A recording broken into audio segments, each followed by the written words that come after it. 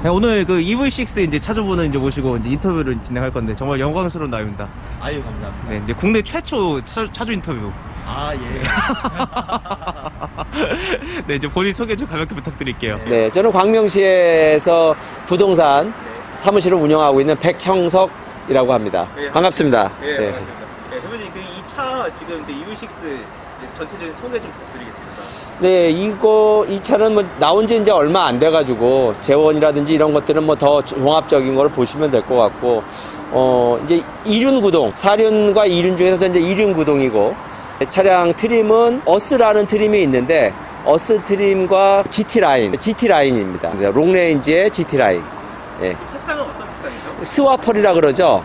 하얀 계통이 이제 두 가지 색상 중에 있는데, 스와펄이 이제 제일 많이 다니고 있는 색상으로 알고 있습니다. 색상을 선택하신 특별한 이유가 있으실까요? 사실은 EV6가 아시겠지만 너무 이제 출고하는데 최근에 이제 물량이 부족하다 보니까 제일 일반적이고 제일 생산을 많이 하는 차종으로 선택을 하게 됐습니다. 어떻게 보면 선택권이 되게 좀 적으셨네요. 네, 적었지만 그래도 만족합니다.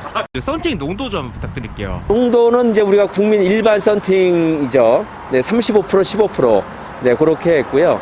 뭐 BMW를 타다가 사실은 대한민국에서 보조금 받기가 사실상 너무 어려워서 두 대를 같이 신청을 했었어요. 올해 초에 2월 달에 모델 3와 4월 달에 EV6를 같이 신청을 했는데 두 대가 동시에 나왔어요.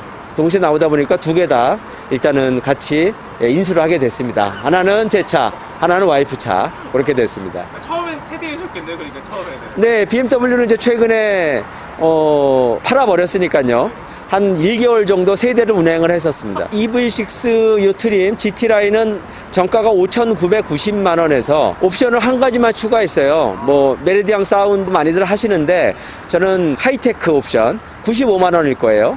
그래서 본 가격 5,990만 원에 95만 원짜리 옵션, 하이테크 옵션만 추가로 달아. GT라인은 기본 옵션에서 어스 옵션 이후에 거의 모든 옵션이 기본적으로 추가 옵션이 들어가 있어요. 예, 그래서 거기서 안 한 거는 두 가지인데 메리디앙 사운드 스피커 안 했고요.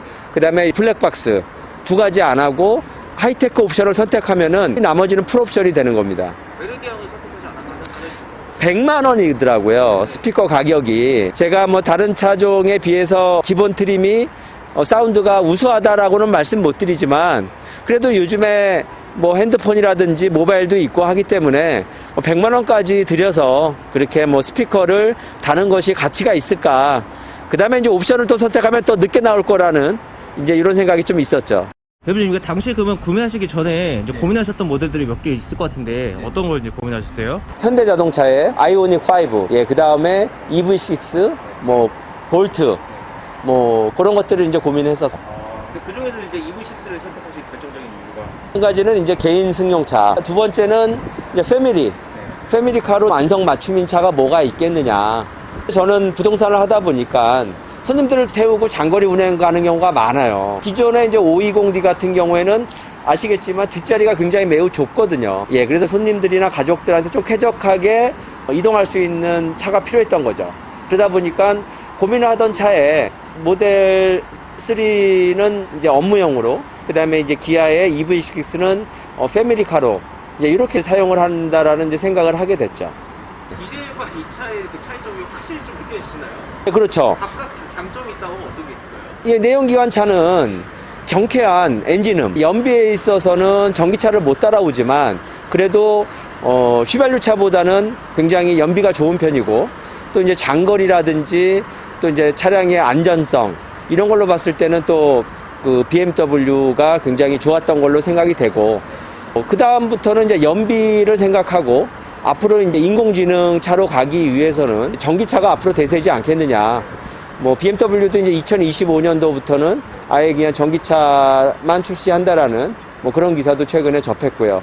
그래서 어차피 차량을 바꾼다라고 한다면 전기차를 선택해야 되지 않을까. 이렇게 이제 고민을 하고 결정을 내린 거죠.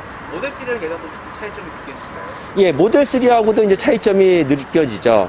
모델 3는 사실은 태블릿 세대. 예, 이제 뭐 예를 들어서 아이팟이라든지 손에 넣을 수 있는 이제 컴퓨터. 이제 그런 것들을 PC를 많이 달아본 세대들은 굉장히 유리할 것 같더라고요. 근데 저희 같은 사람들한테 솔직히 모델 3를 갑자기 키를 주고 운전하라. 아마 바로 운전하기는 어려울 거예요. 근데 이제 약간 EV6가 그 중간 정도가 되지 않을까 싶어요. 차도 아니고 완전히 핸드폰 같은 차도 아니고 그래도 내연기관 차도 좀 갖추고 핸드폰 같은 느낌의 차량도 조금 있고 그런 것들이 이제 중간적인 입장이 아닐까. 예, 그런 생각을 좀 많이 해보게 됐고요. 그리고 이제 모델 3는 사실은 이제 장거리 주행을 최근에 해봤는데 확실히 EV6가 조금 차량의 하드한 느낌 이런 건 훨씬 줄어요. EV6가 좀 부드럽게 도로를 바닥의 그 소음이라든지 진동을 흡수를 해준다 그러면은 모델 3는 그런 기능까지는 아직은 좀 아닌 것 같더라고요. 그러니까 도로의 안정성, 정숙성 이런 거는 EV6가 훨씬 우세한 것 같고 그 다음에 여러 가지 기능이라든지 뭐 모바일과의 어떤 통신, 편의성 이런 건 앞으로 모델 3가 조금 더 우선일 것 같고 그런 생각이 들더라고요. 오늘 저희가 영상을 두 개로 좀 제작을 이제 할 예정인데요. 출고 이제 과정과 계기, 네. 전체적인 많은 분들이 궁금해하시는 그 전기 충전 부분에 대해서 이제 어떤 걱정을 좀 하셨고 실제 이 차를 충전해 보니까 네, 국내 전기차라 그러면은 충전하는 데는 인프라가 많이 좋아진 것 같아요. 솔직히 충전을 이거 어디서 하지? 생각을 했지만 관공서에 가면은 관공서, 뭐 주민센터, 구청, 뭐 시청 이런 데 가면은 전기차 충전소가 완속 충전소가 아니라 급속 충전이 다 되더라고요. 그래서 제가 한 30%테이지 30% 이하로 떨어지면 충전을 해야겠다라는 생각을 갖고 주변에 충전소를 찾아보니 관공서에 있는 충전소는 대부분 최근에 급속 충전으로 많이 바뀌고 있는 현실이더라고요. 그럼 30%에서 40% 사이로 내려갔을 때 충전을 하게 되면은 80% 충전까지 보통 이제 전기차는 80% 충전까지 하니까 80% 충전까지 20분에서 30분 내외면은 충전을 해요. 그러니까 물리고 커피 한 잔 마시고 근처에 이제 환경 한번 이렇게 둘러다 보면 충전이 되어 있는 거죠. 그래서 예상했던 것보다는 충전하는데 어려움은 없었다. 다만 모델 3 같은 경우에는 우리나라 충전기와 맞질 않아요. 뭐 차대모 뭐 이런 것들이 있습니다. 그래서 그런 것들을 아답터를 한번 끼우고 해야 되는 부분 때문에 사실은 완속 충전은 어느 정도 가능하지만 아까 말씀드리는 급속 충전은 EV6라든지 모델 3라든지 테슬라 차량 같은 경우에는 아답터가 없으면은 급속 충전은 굉장히 어렵더라. 그래서 완속 충전인 점은 저희 EV6나 현대차나 뭐 이번에 이제 EV피트라고도 또 생겼잖아요. 현대차 충전소. 그런 것들을 봤을 때는 충전하는 데는 어려움이 없더라. 예, 20, 30분이면 다 충전이 되더라. 예, 이런 느낌이었습니다. 하지만 약간 좀 하시면서 불편했던 네네. 이런 게 있죠. 뭐 그거는 이제 국내차나 외국 전기차나 마찬가지겠지만 충전 인프라에 가입을 해야 돼요. 카드를 만들어야 돼요. 충전 카드를. 그 다음에 아파트 단지 같은 경우에는 카드 외에 관리사무소에다가 또 승인을 받아야 돼요. 그런 것들은 미리 전기차 구입 전에 조금 공부라든지 학습을 좀 해야지 가능하겠더라 라는 생각이 들더라고요. 유튜브 많이 보셔가지고 충전 많이 검색하시면은 워낙 올라온 기록들이 많이 있으니까 참고하시면은 제가 이제 50대 초반인데 충전하는데 어려움은 그렇게 크게 있지는 않았습니다. 다만 미리 예상은 해보고 가야겠죠. 충전소에 충전 그 대수가 몇 대가 있고 지금 TO가 몇 대가 있는지 모델 3 같은 경우에는 그것이 모바일에서 딱 5분의 3 그러니까 5대를 충전할 수 있는데 지금 3대가 남아 있습니다 라고 얘기를 해주고 있는데 국내 차들은 아직 그런 서비스는 없더라고요. 갔을 때 좀 이제 기다려야 될 수도 있겠죠. 근데 이제 국내 차가 충전하는 곳이 더 많기 때문에 아주 뭐 분빌 때, 뭐 추석 전이라든지 설 전에 완충해야 되는 시즌이 돌아오기 전에는 충전하는 데는 그래도 한 1, 20분 기다리면은 급속 충전은 거의 다 기다리면 거의 충전이 되지 않을까라고 판단하고 있습니다. EV6를 구입하게 된 게 길이가 길어요. 다만 이게 다른 그 SUV 차량에 비해서는 차고가 높질 않아요. 그러니까 승용차와 SUV 차량의 중간 정도 사이즈예요.